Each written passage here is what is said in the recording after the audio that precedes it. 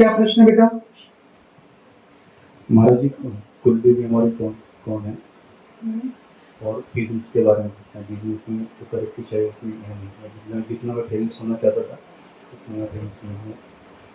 जी,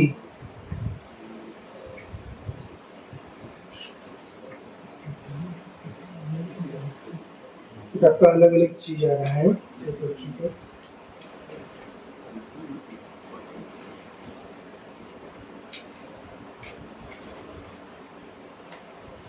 ठीक है, और एकदम पढ़ पा रहे हो ना? दूसरा,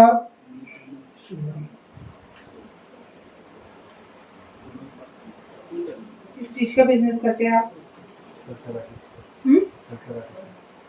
अच्छा, ठीक।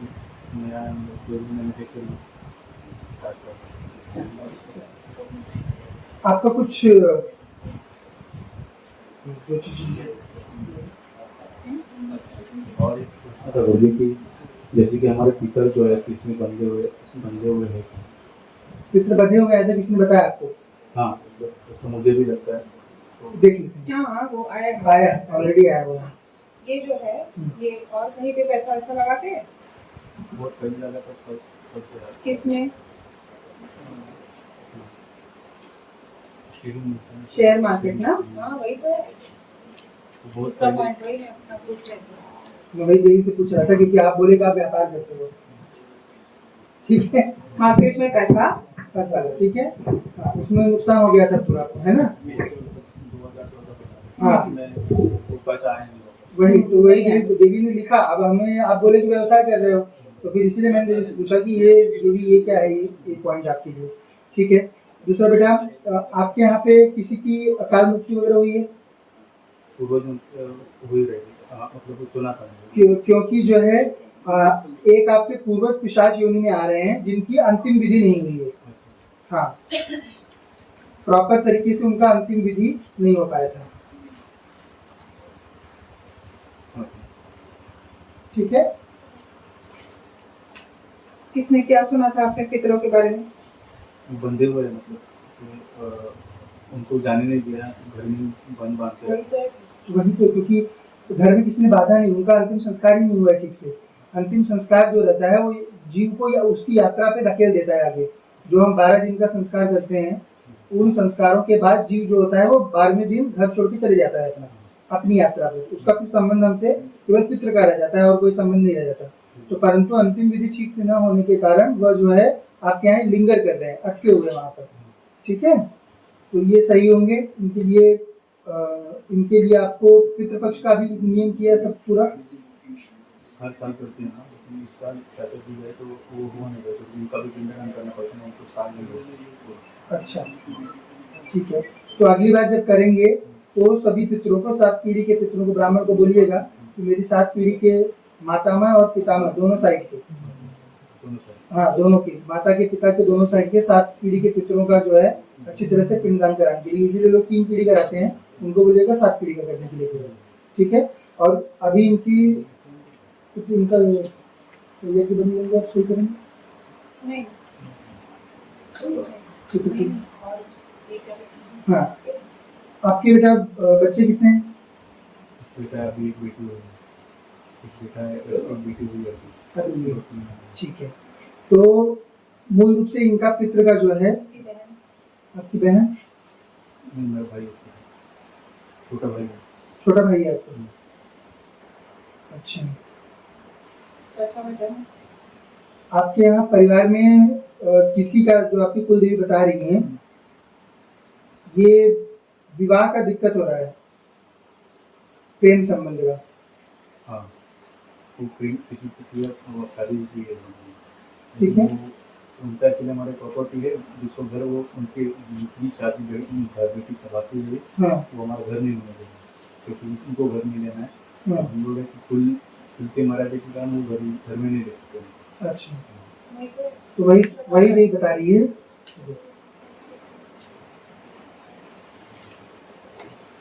परिवार की लड़की का दिक्कत है ना, जिसका प्रेम का आपको यहाँ पे हुआ है जो चीज। ठीक है, तो ये चीजें जो है बेटा ये सब सही होंगी। कुल देवी देखो, कुल देवी या तो बुजुर्गों को पता रहती हैं आपके, आपके जो बुजुर्ग हों, और या तो फिर आप जो तुलजा भवानी है, हाँ वही मुझे अभी मंत्र हाल ही में तांत्रिक मंत्र प्राप्त हुआ है। हाँ, जैसे यहाँ का हम कुछ भी देखा तो मेरा सब अंदर से पूरा ऊपर तक आया हुआ है, उनको जैसे देखा हुआ है। तो देवी की आभा के कारण, आभा मंडल में आने के कारण ये देखो आपको सकल सवारी भी आती है। हाँ, मैं पिछले 20-25 साल से साधना कर रहा हूँ।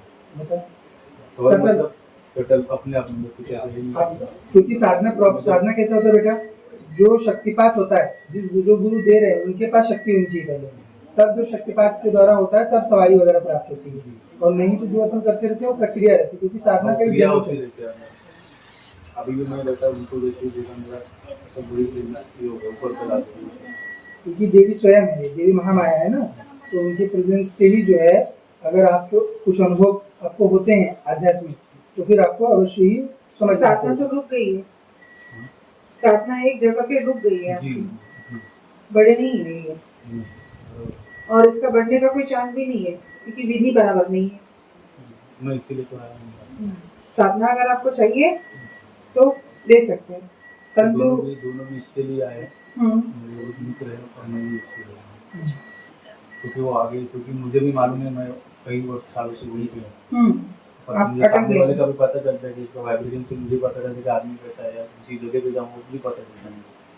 उसके कारण बिजनेस भी अच्छा होता है, क्योंकि सामने वाला तो कैसे वो पहले पता चलता है। इंट्यूजन पावर बढ़ गई है, उसके आगे नहीं जा पाता। उसके आगे नहीं जा पा रहे। वही तो होता है, स्टैग्नेंट हो गए हो।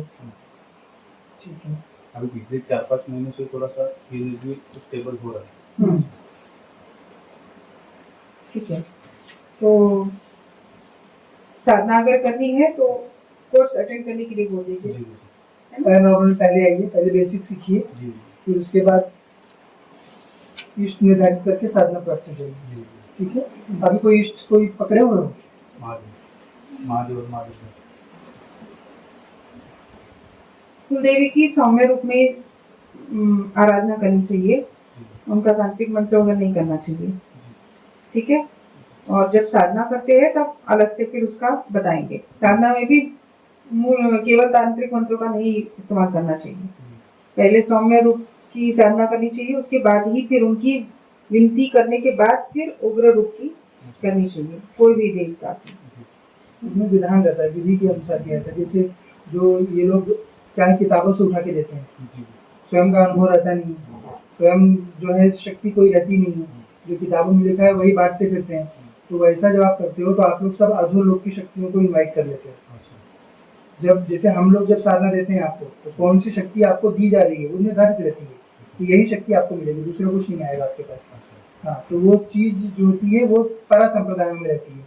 ये लोग जो बच्चे रहते हैं, ये पहली बार चूंकि इनको खुद ही नहीं पता है कि कहाँ से क्या चीज आ रही है, कहाँ से क्या जा रहा, कौन सी चीज करने के बाद किस स्टेज पे पहुँचते हो, क्योंकि ये मल्टी स्टेज प्रोसेस रहता है साधना का भी। ये कोई ऐसा नहीं है कि एक ही बार में करो और वही चीज सबको मिलेगी। ठीक है, तो अभी पहले पैरानॉर्मल अटेंड करो बेटा, और उसके बाद फिर देवी की साधना का प्रॉपर विधान आपको देते हैं, फिर साधना करो अच्छे से। कौन गुरु थे आपके? मेरे लाइफ में बहुत गुरु आए, और सामने से मेरा इफेक्टिव करते हुए मेरे ऑफिस में आते हैं। ऐसे 4 से 5 गुरु आए मेरे लाइफ में। बहुत सारे गुरु तो ये रहते हैं कि वो ले लेते हैं। मेरे श्री रविशंकर भी गए, श्री रविशंकर जो आपका तो वहाँ से तो मैं काफ़ी कुछ अच्छा ही बचा है, क्योंकि कोई बुरा नहीं पाया। जो भी गुरु लाइफ में आए लेकिन वो मन शांति तक ठीक उनका है, मार्ग अलग है, मन शांति तक ठीक है। वो योग मार्ग है ना, योग मार्ग का लिमिट है, भक्ति योग और ज्ञान मार्ग का लिमिट होता है। भक्ति मार्ग जो है वो आपके अंदर भावना जागृत करेगा, उसके ऊपर आप सोचोगे चक्र जागृत हो जाए तो वो नहीं होने वाला उसमें। योग में आपको चक्र जागृति होगी पर नेति पे पहुंच जाओगे, उसमें आपको ब्रह्म के बारे में पता नहीं चलेगा। ज्ञान मार्ग में ब्रह्म को आप जान सकते हो लेकिन महसूस नहीं कर सकते। अगर आप सब तीनों का जब सम्मेलन होता है और साथ में गुरु मिलते हैं तब साधना का मजा होता है, और वही साधना होती है वास्तविक। तो जो आर्ट ऑफ लिविंग में कराते हैं, जो सदगुरु इत्यादि ये सब योग मार्ग में कराते हैं, तो योग मार्ग का चीज है, उससे तो आप 4 भाग बनोगे ज्यादा, आप शक्ति में विश्वास ही कम शक्ति सामने नहीं आती उससे, क्योंकि सम्मुख नहीं होता है। शक्ति का पूर्ण प्रत्यक्षीकरण केवल तंत्र मार्ग में होता है कि आपके सामने शक्ति आ जाएगी, कान में शक्ति बात करेगी, तो फिर आपको पूर्ण विश्वास हो जाएगा कि नहीं ये ही सत्य है।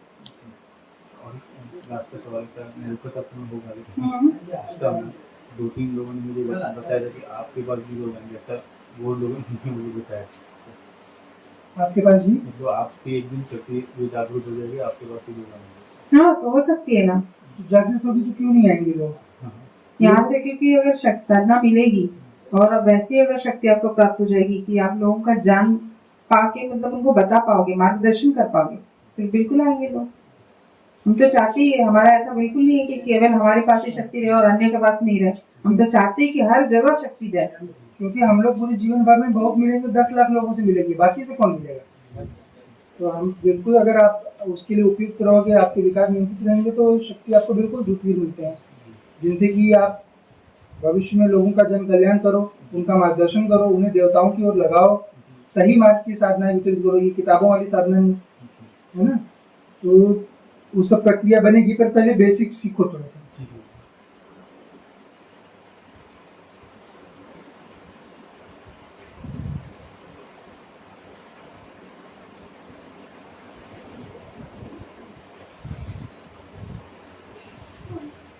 ओके। दुकान पर क्लियर होगा क्योंकि वो फंसे हुए हैं ना, बहुत ज़्यादा टिकट है, उनको निकालना जरूरी है।